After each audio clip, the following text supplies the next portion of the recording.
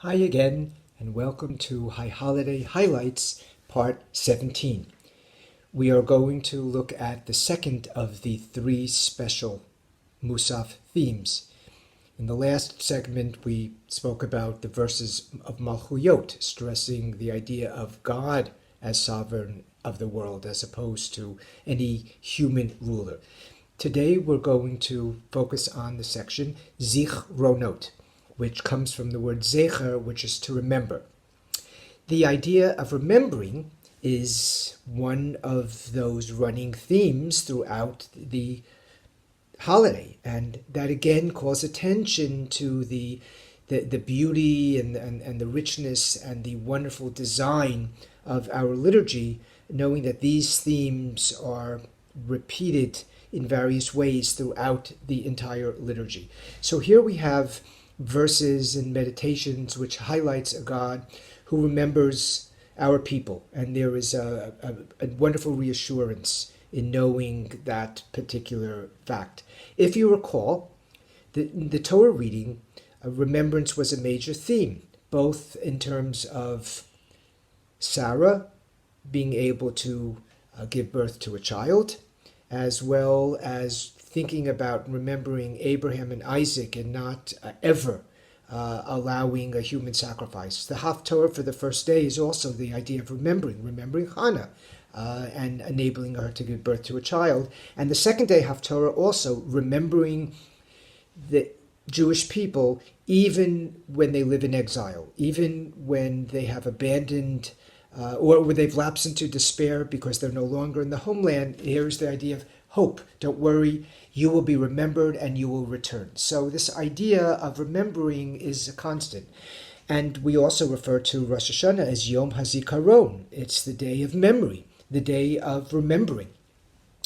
One of the greatest Jewish thinkers of the past century, Abraham Joshua Heschel, wrote, "To believe is to remember." Now, unfortunately, many of us are not blessed with terrific memories. We forget things all the time, and especially as we age, our memories start to go. But as a Jewish people, we take comfort in knowing that memory is fundamental. And even if we forget what happened yesterday or the day before, every time we say the Kiddush, we include the words Zecher Litziat Mitzrayim, remembering the exodus from Egypt, Zikaron Lema'aseh V'Reshit, in remembrance of the creation. So the memory of the past is a terrific source of spiritual strength and inspiration. And I believe that this kind of memory and the sense of continuity between past and present does sustain us, and it ensures our sense of peoplehood. And once again, memory and the memory of the past and the knowledge that we were a united people living in our own land sustained Jewish communities throughout all of the thousands of years in the diaspora and led to Shivat Zion, led to return to the land of Israel and eventual state in 1948. So memory plays a fundamental role in the life of our people. In our new High Holiday Machzor prayer book, the beginning words introducing this section of Zichronot are Ata Zocher Ma'aseh Olam. You, God, remember the deeds of the world.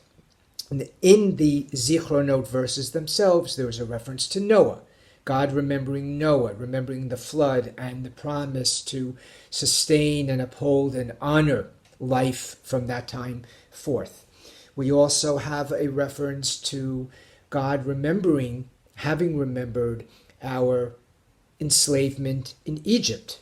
And there too, the idea of reviving us. And even in Egypt, God remembering, as it were, the beauty and the history of the patriarchs and matriarchs, Abraham, Isaac, Jacob, Sarah, Rebecca, Rachel, and Leah. And God will never allow us to linger in slavery. And I think that there is comfort in that too, and reassurance, knowing that no matter what transpires in the course of Jewish history. No matter where we may live as Jews, ultimately that faith really does sustain us. And we draw the inspiration in knowing that ultimately God will remember us, and I will survive, and we will move forward. So here are some words from the Zichronot. God has made wonderful works to be remembered.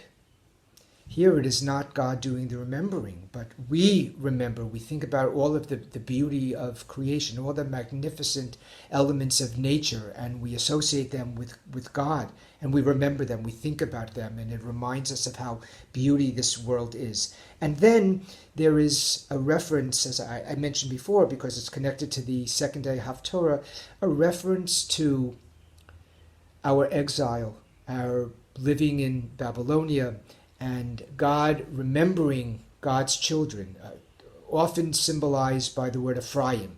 Ephraim was one of the sons of Joseph, but Ephraim was also the name of one of the kingdoms of Israel, and here is a representative of all of Israel. So the words of comfort provided to Israel in a time of great difficulty, that exilic time when Jews took comfort in the future. Is not Ephraim my beloved son, my precious child, whom I remember fondly, even when I speak against him? The idea that even when the Jewish people are in exile, they will not be forgotten. And I think that that's a great source of comfort for people during this very difficult time of despair. And the Zichronot section concludes with the blessing Zocher Habrit, God who always remembers this eternal bond with the people, God who remembers the covenant. I think there is, again, a great comfort in knowing that this is the kind of relationship that we have established. Shana Tova.